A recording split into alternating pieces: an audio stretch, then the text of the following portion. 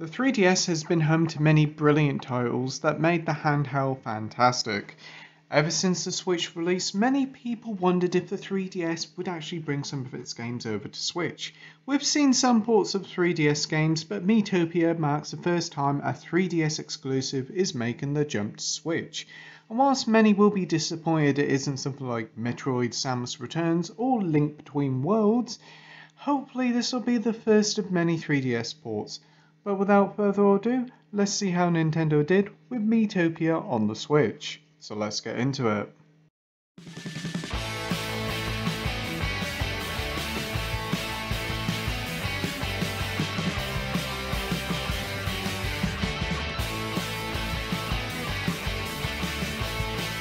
The story of Miitopia is the same as the original. It's set in the world of Miis, and everything seems to be peaceful in this world till this dark wizard pops up and starts stealing all the Mii's faces.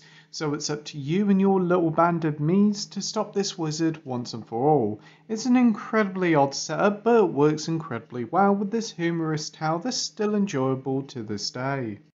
One of the main reasons why I find the tale so enjoyable is that it stars you, well, your Mii in the leading role. You can also pick other Miis for support and cast roles, so you could have your mate join you on your quest, or have a Mii of a famous celebrity as a villain. It's a cool idea that really adds a lot of charm to the game.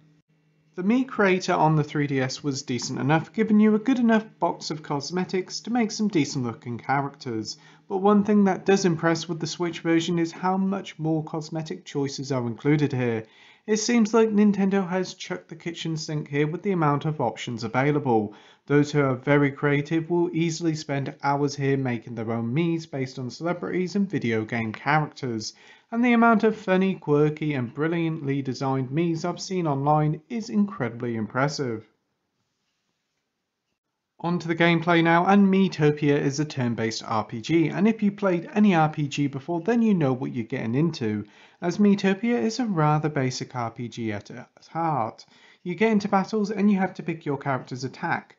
Your other team members' attacks are actually done by the AI, which does make the game feel a bit easy and a little bit boring for old hands at the genre. But for kids, which this game is actually aimed at, this is a fantastic entry point for youngsters and new people to the genre. A big part of the game is the constant charm. Playing as a Mii of your friend or famous character or a video game character is constantly funny, but the game also does feature a fun little job system that allows your Miis to do job specific moves and level up and gain new skills. When not in combat, the game kinda feels a bit like Tomodachi Life, as in the game's quieter moments you can build up the relationship between characters, and these are often told in hilarious and quirky mini cutscenes. Building relationships does actually impact fights, as team members that are warm to you will actually help you out in battle more often.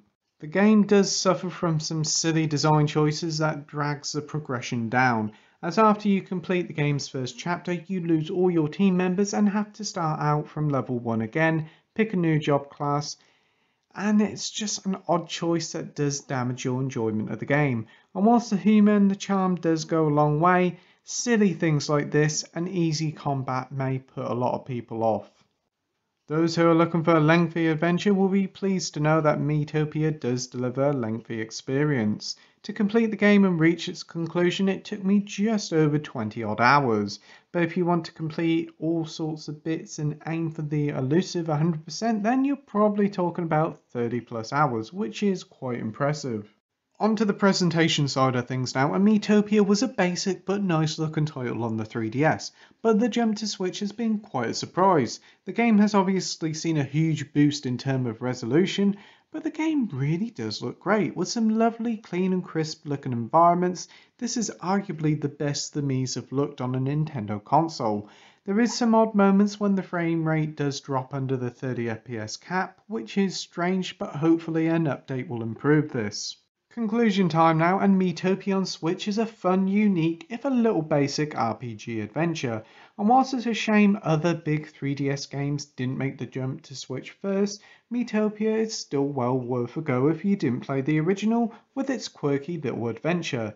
There's not much difference here between this version and the 3DS versions to make it worth a double dip, but if it's your first time you could do far worse than trying out Miitopia. So with that, I'm giving Miitopia on the Switch a 7 out of 10 with a title of good. As always, thank you for watching my review. I hope you enjoyed it. If you could like and subscribe, that would be totally awesome. And as always, till next time, happy gaming. Bye.